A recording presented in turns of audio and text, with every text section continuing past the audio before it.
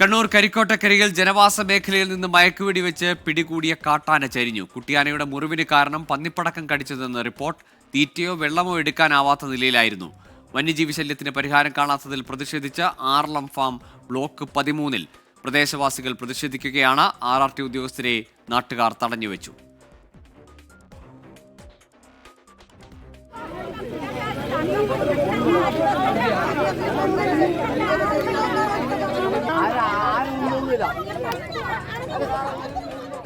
അരുൺ പൂപ്പറമ്പുണ്ട് കണ്ണൂരിൽ നിന്ന് വിശദാംശങ്ങളുമായി. അരുൺ, ആദ്യം ആ കുട്ടിയാനയുടെ ചരിഞ്ഞതുമായി ബന്ധപ്പെട്ട വിവരങ്ങളിലേക്ക് വരാം. പിടികൂടി ചികിത്സിക്കാൻ കൊണ്ടുപോകുമ്പോൾ തന്നെ ഗുരുതരമായ പരിക്കാണെന്ന് വ്യക്തമായിരുന്നു. ഇനി ഈ പന്നിപ്പടക്കം ആര് വെച്ചതാണ്, എവിടെ വെച്ചാണ് ഈ അപകടം സംഭവിച്ചത് അടക്കമുള്ള അന്വേഷണത്തിലേക്ക് വനംവകുപ്പ് കടക്കില്ലേ? ഗൂഗിൾ അത്തരം അന്വേഷണങ്ങളിലേക്ക് വനം വകുപ്പ് കടക്കും എന്ന് തന്നെയാണ് ഈ ഘട്ടത്തിൽ അവർ വ്യക്തമാക്കുന്നത്. അതിനായി പ്രത്യേക സംഘത്തെ രൂപീകരിച്ചിട്ടുണ്ട്. അന്വേഷണത്തിന് CCF ആണ് ഉത്തരവിട്ടത്. കണ്ണൂർ DFOക്ക് അന്വേഷണ ചുമതലയും നൽകിയിട്ടുണ്ട്. 11 സംഘം ഈ അന്വേഷണത്തിന് വേണ്ടി രൂപീകരിച്ചിട്ടുണ്ട്. അങ്ങനെ വളരെ ഗൗരവത്തോടു കൂടി തന്നെ ഇതിന്റെ വിശദമായ അന്വേഷണം നടത്താനാണ് ഇപ്പോൾ വനം വകുപ്പിന്റെ തീരുമാനം. രാത്രി 9 മണിയോടെയാണ് ഈ കുട്ടിയാന ചെരിഞ്ഞു എന്ന വിവരം സ്ഥിരീകരിക്കുന്നത്. വനം വകുപ്പിന്റെ ആറളം RRT കേന്ദ്രത്തിലായിരുന്നു ചികിത്സയിൽ ഉണ്ടായിരുന്നത്. വൈകിട്ട് മയക്കുവെടി വെച്ചാണ് ഈ കുട്ടിയാനയെ പിടികൂടിയത്.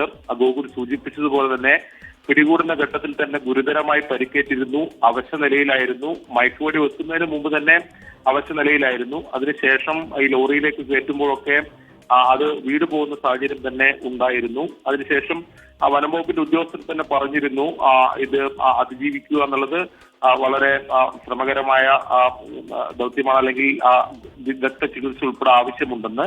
അങ്ങനെയാണ് RRT ഓഫീസിലേക്ക് കൊണ്ടുപോയത്. വിദഗ്ധ ചികിത്സ ആവശ്യമാണെങ്കിൽ വയനാട്ടിലേക്ക് മാറ്റും എന്നുൾപ്പെടെ അറിയിച്ചിരുന്നു. പക്ഷേ 9 മണിയോടെ തന്നെ ആന ചെരിഞ്ഞു എന്ന വിവരം പുറത്തു വരികയും ചെയ്തു. എന്തായാലും വളരെ ദൗർഭാഗ്യകരമായ, സങ്കടകരമായ, നമ്മൾ ആ ദൃശ്യങ്ങളൊക്കെ എന്തായാലും കണ്ടതാണ്. അതിൽ അന്വേഷണം എന്തായാലും വനം വകുപ്പ് നടത്തുകയാണ്. അതിനിടെ ആറളത്ത് പ്രദേശവാസികളുടെ ഒരു പ്രതിഷേധം കൂടി നടക്കുന്നുണ്ട്. ആറളം ഫാം ബ്ലോക്ക് 13 RRT ഓഫീസിന് മുന്നിൽ പ്രതിഷേധിച്ചത്. RRT ഉദ്യോഗസ്ഥരെ ഇതുവരെ ഓഫീസിന് പുറത്തു പോകാൻ അവർ അനുവദിച്ചിട്ടില്ല. അതിന് പ്രധാന കാരണമായി പറയുന്നത് കഴിഞ്ഞ ദിവസം 2 പേർ കാട്ടാനാക്രമണത്തിൽ കൊല്ലപ്പെട്ടിരുന്നു. അന്ന് മന്ത്രിയും ഉന്നത വനം വകുപ്പ് ഉദ്യോഗസ്ഥരും അവിടെ എത്തി ഇതിൽ അടിയന്തര നടപടി സ്വീകരിക്കും, അതിവേഗ നടപടി സ്വീകരിക്കുമെന്ന് പറഞ്ഞെങ്കിലും അത്തരം വാക്കുകളൊന്നും പാലിച്ചില്ല എന്നതാണ് ഇവർ ആരോപിക്കുന്നത്. കരിക്കോട്ടക്കരിയിൽ ഒരു കുട്ടിയാനെ അവിടെ ജനവാസ മേഖലയിൽ ഇറങ്ങിയപ്പോൾ മുഴുവൻ സംവിധാനങ്ങളും അവിടെ എത്തിച്ചു. ഇത്ര ഗുരുതരമായ പ്രശ്നം ആറളത്തുണ്ടായിട്ട് വനംവകുപ്പ് ഉദ്യോഗസ്ഥർ കൃത്യമായ നടപടി സ്വീകരിക്കുന്നില്ല, വേണ്ട രീതിയിലുള്ള ക്രിയാത്മകമായ ഇടപെടൽ അതിൽ ഉണ്ടായിട്ടില്ല എന്നാരോപിച്ചാണ് പ്രതിഷേധം.